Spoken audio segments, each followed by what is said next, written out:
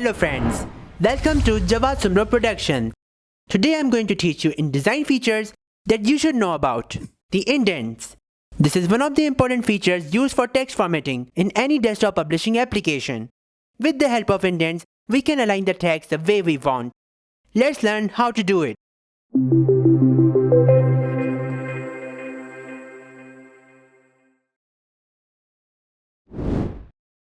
What is indent? To explain this, I want you to look at this paragraph. It's a left justified paragraph. What if I want the first line to start a little further from the margins? We can do this by pressing Tab on your keyboard.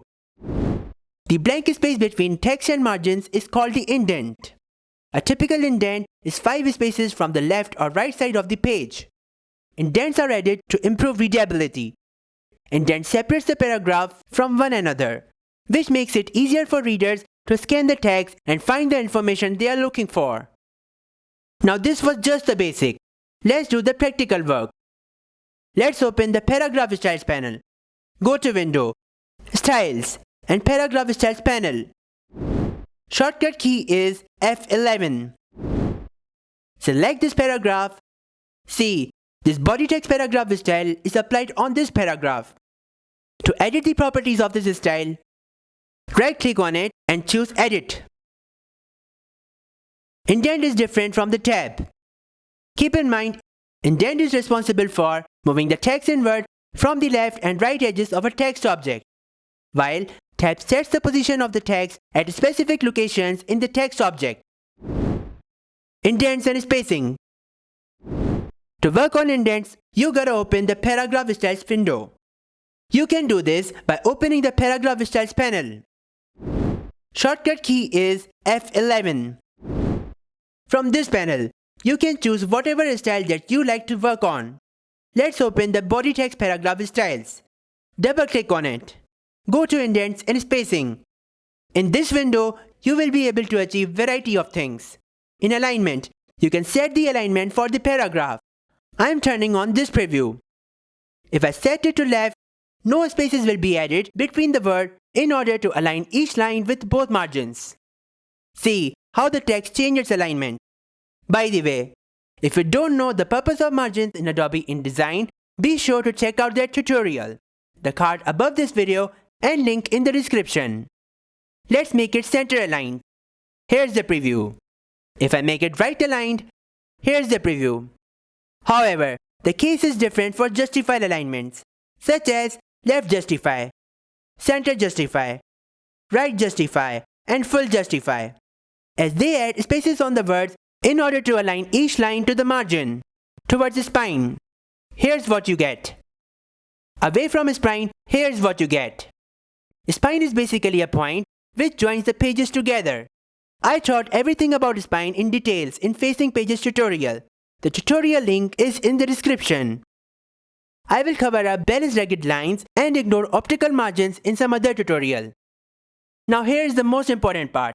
Left indent, right indent, first line indent, last line indent, space before and space after.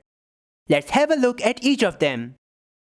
Left indent adds the indent to the entire paragraph from the left side. As you increase this value, the indents keep moving left. Right indent adds indent to the entire paragraph from the right side. As you increase this value, the indents keep moving right. First line indent adds the indent to only first line of each paragraph, whereas last line indent adds the indent to only last line of each paragraph. Space before and space after are two of the most common paragraph formatting options in Adobe InDesign. They control the amount of space that appears before and after the paragraph, respectively. Space before option controls the amount of space that appears before a paragraph. This can be used to create visual separation between paragraphs, or to add extra space before a heading or a subheading. Space after option controls the amount of space that appears after a paragraph. This can be used to create visual separations between the paragraphs, or to add extra space after a list or date. You can also set the units for space before and space after in inches, points, or picas. However, the default measurement unit is points. Now, Align to grids is basically used to align the text with document grids.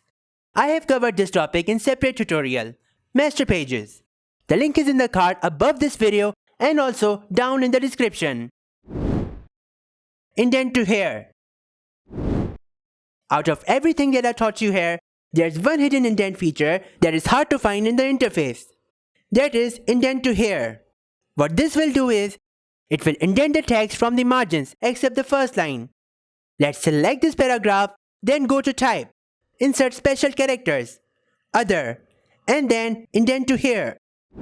Shortcut key is Ctrl/. See, all the lines have been indented except the first line. Now, no matter how much I type on this first line, next lines maintain the indents from the edges.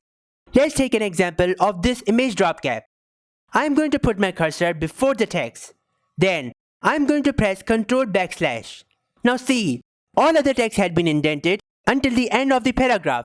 No matter how much I resize this image drop cap, the text will maintain its indent. Tip of the day. You can also set the indents using Tabs dialog box. To do this, go to Type and then Tabs.